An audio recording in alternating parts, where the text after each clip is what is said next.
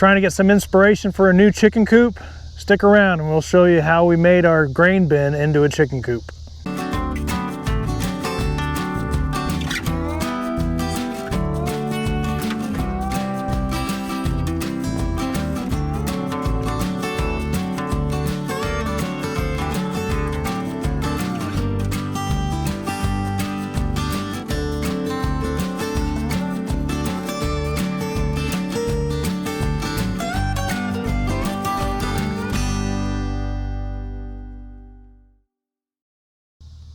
What's going on, everyone? Jason with Wandering Grace Farm. We have chickens on our farm. We have a lot of chickens. I don't remember what the exact count is, but when we moved here in 2023, we started off with a small flock. I think it was about 6 or 7. We just got one of those coops that you can pick up at Tractor Supply. You know, they advertise that it can hold, I think 4 to 5. I think we got 5 to 6 in there. We ended up getting another flock of about 4 or 5 birds on top of that one, so we had to pick up another one of those Tractor Supply coops, and it worked out fine for what we were looking for. We had a run that we had them in, fenced off run. We just needed somewhere to put them at night to keep them safe from predators and out of the elements. And so when we started selling eggs, we knew that we needed to increase the size of our flock in order to meet customer demand. And so as our flocks got bigger, we realized we needed to get bigger housing. And so we've been lucky enough to source some of these grain bins that you see as you're driving along some of these country roads, some of these old looking grain bins.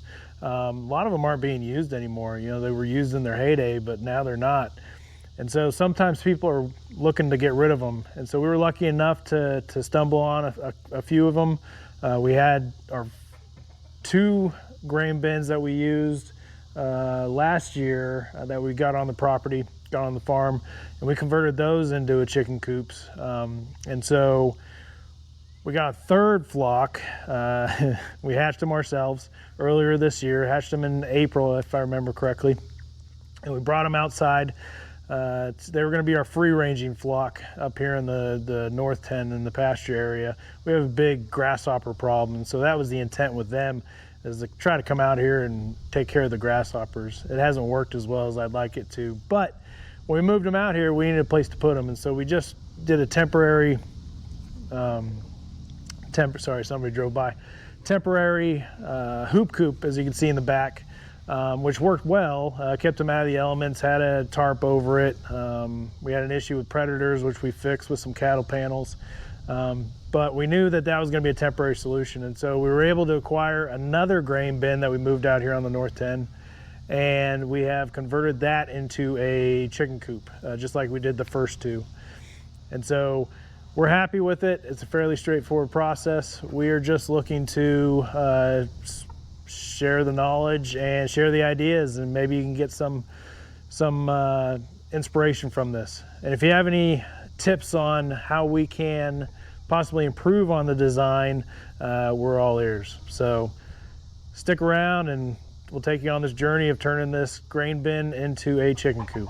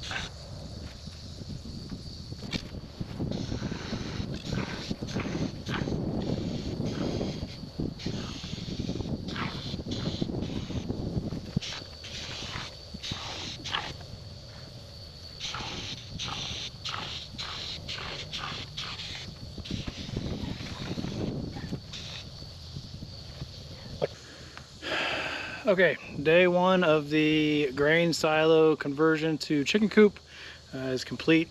All we were worrying about today was putting the windows in, which was somewhat easier since we knew what we were doing, but also proved to be a little difficult because last October was when we put them in, so all the little tricks that you learned then, we forgot about them. So we had some issues putting them in, but they're in.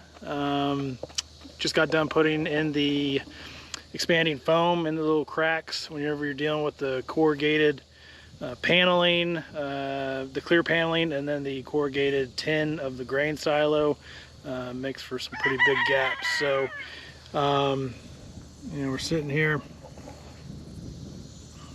make sure to fill the big gaps, and then once we're done, once this has a chance to dry and cure, I guess, what we'll do is we will go back in with some caulk and caulk all the smaller areas and try to get it as weatherproof as we can. One thing that we tried to do, is going to be echoey in here, one thing we tried to do in here was to use these little strips that you can use with corrugated paneling. I think that's what it's called, corrugated. If not, let me know. But the corrugated paneling, trying to get it to be have a good foundation. We didn't do this last time for the other two, only because we didn't have them. So we just went screwed straight into the boards, which was okay. I thought these would help, but it raised a little bit of a difficulty, a little problem once we got going, because as you can see, because it raises this up right here, we have a huge gap right here, which we didn't have in the other two, along with down here. So I'm not really sure if we would use these again, maybe try something else, something a little different. But wanted to give it a try and see if it would help. And you know, we're learning as we go. So I think that's it for today. Oh yeah, I had to paint. I like to paint. Let me get out of here so it's not echoey. I like to paint. Meant to paint when the panel was off. Paint the wood, try to get a little bit of a buffer from the elements on the bare wood. I forgot to do it for the first window because I was so excited to move on to the second one. And ended up painting it, but the wind, Oklahoma, you know, the wind blew the paint all on the paneling. So we'll have to go back through and clean this up. It's not going to be 100% clear, but it'll be better than it is right now. Still lets daylight in, which is the whole point. The whole point of the windows is to help with their circadian rhythm, our opinion. You know, some people don't have windows in their coops. Some people give light, artificial light to their coops to help with egg laying, especially in the winter. We don't like doing that. We like nature to run its course. So some of those days when we have to keep them in the coop because the weather's so bad, we still want their circadian rhythm to be kicking off. So we like to have these windows in here so the daylight comes in, so they don't get, their timing doesn't get all screwed up. But that's the reason why we put the windows in here, and it adds a little bit of light whenever you got to work. So day one complete. Day two will be tomorrow, and that'll be putting in the vents on the top to help it vent, help it breathe. We got to fix the door and then get the roosting bars set up. And I think that's about it. And then hopefully we'll be able to move them in tomorrow night. If not tomorrow night, then Monday sometime we'll try to move them in. So anyway, we'll see you tomorrow.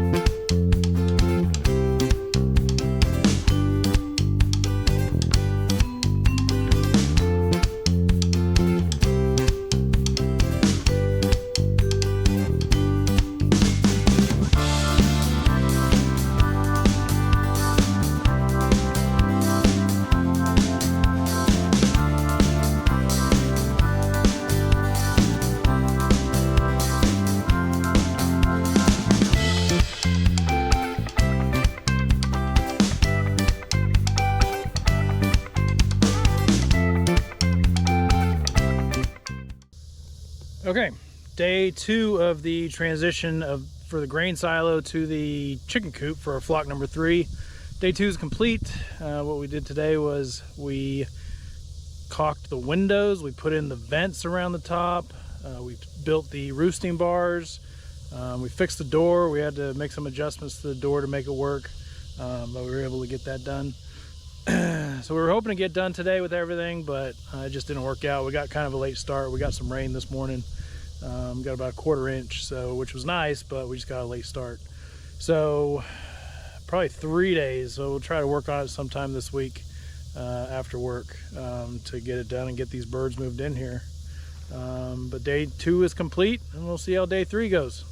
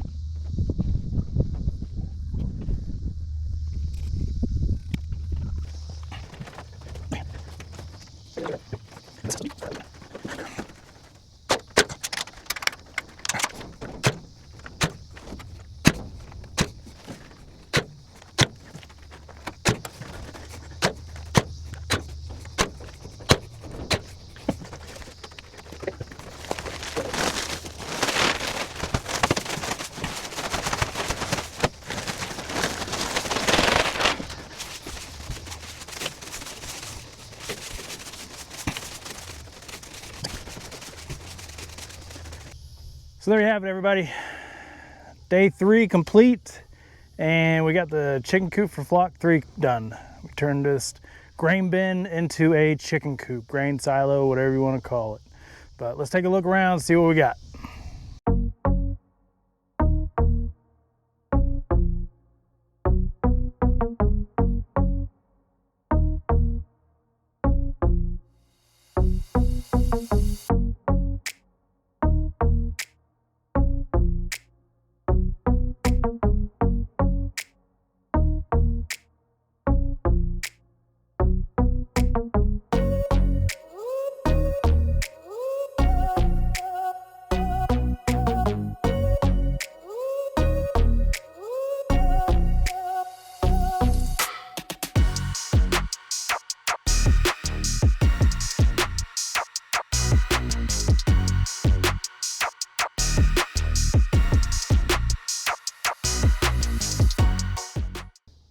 So let's go ahead and talk about the windows since we're inside. The window itself needed something that was a little flexible, a little pliable. The only thing that I could really come up with was this clear roofing material like you put on a greenhouse or an overhang or something like that. Sorry about the echo. But we got a 8-foot panel and cut it down in half. So we have about a 4-foot section right here. And it's pretty easy to form around the curve of the bin. You have to create a framework for it, and this is just 1x4, 1x4, 1x4, and then this is 1x2. And so the 1x2, in order to be able to bend a little bit, we had to score the backside so it would bend with the curve. Couldn't go too deep with it, otherwise it would break. I think on the other side we broke a couple of them. And then this 1x right here, so we screwed in through the grain bin right here. Screwed in and bolted in through the metal and fastened this side, fastened this part, and this part down here. And then with the corrugated roofing, the clear roofing material, they sell these plastic pieces that fill the voids. When we made flock 1 and 2, we didn't get these, and so we just attached the panel directly to the wood, which created these big gaps that we had to fill with the foam filler, crack filler. And so we decided to go with these, and they seem to work pretty good. We still have some little gaps right here that I'm okay with. As a little ventilation. I don't think there's any risk of water getting in through there. Obviously, it would have to go up underneath, which this is Oklahoma, and sometimes the wind comes sideways and upside down, like Forrest Gump said. Same thing with this side. So we just screwed in the panel, the roof panel to the wood all the way around, screwed in through these brackets, these braces. And then we put this 1x on the back side, because what's going to happen is this panel is going to want to bow out, and so screwing this 1x to the frame, it keeps that panel from bowing back inside, so it keeps it bowed out. It deforms it a little bit, but it doesn't affect it. And so once we get done with the framework and putting the window on, then we come back. Because it's corrugated, a grain bin, you got these holes right here. And so we had to go back through with crack filler and fill it in, expanding foam, fill it in, and then cut it off so it wasn't overhanging and the birds don't get to it. They could probably still get to that too, but we haven't had any issues with the other 2 coops that we've done this to, so we're not too worried about it. I think that's about all to say for here. The vents, as you can see, the vents are all the way around. Maybe there's 6 or 7 vents in here. And so all we did was just take a Sawzall, we took a cutoff wheel, made some holes, and then with the Sawzall cut across and up. And it's about 15 inches by 6 inches. And then we just bend this portion outwards. And it creates a little bit of airflow. So we got a north wind right now, and there's wind coming right here, and I can feel it. And I'm sure that we can probably come over here and feel this one. Not as much on that one. But what this allows the coop to vent. Get the moisture out. We do have high ceilings. That's the only downside with doing one of these types of coops, is you have a lot of wasted space up here. And so it would be nice if we can maybe get like a ceiling or something in here to drop the volume of this thing and let it stay warmer during the winter months. But last year it wasn't an issue.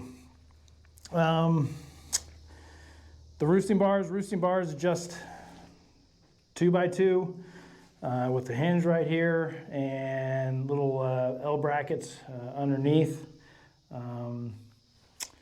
We had an x so the other 2 coops that I did like this, I used 2x4. I forgot that I did that. I thought I used this 2x, sorry. Is it 2x or 1x? 1.5, 2x. So I used 2x4 right here on the edge, and then this 2x on the for the roosting bars themselves. And so I don't know if you can see it. So the hanger, the bracket that I used to mount them with, only had the one spot for a screw on both sides, the top and the bottom. And so what happened when we first put these in was, these bars would rotate. And so just came in with the nail gun and just shot I think it was a 3-inch nail into here to keep them stabilized, and they're stabilized. We have an eye bolt here at the bottom with the chain attached to it, and so this keeps it from spreading out and separating, and for the most part it's pretty stable. The birds have already been on here. I've seen them on here. They like it on here, so I think it works. The bedding, we already had 1 bag of pine shavings down. We put 3 more bags down. We like the deep litter method. We did it with the other 2, and we like how it works, so we're gonna do it with this one. So we've had 4 bags total in here, and this is about a 14-foot diameter coop. and 4 bags is good right now. We'll probably add another 2 or 3 as we go on. I think altogether we'll get about 8 bags and have to change it out after about 6, 7, 8 months once it starts smelling a little bit. So for the outside, like I was saying, we had to fill in these holes right here where the corrugated metal is, because you got this flat edge and then this bowed edge. So we had to fill that in with the expanding foam, and then just took some exterior caulk and just caulked all around this. I'm not winning any beauty contests for finish work. I know that. I'm not trying to. My goal was to just put as much caulk in there as I could to keep water from seeping in. The other 2 coops did exactly this, and we haven't had any leaks, which is good. So we're supposed to get some rain this week, and so we'll see if there's any leaks, and if so, then we'll just put more caulk in it. But that's what it looks like right there. And as you can see right here, putting this piece right here, it kind of deforms the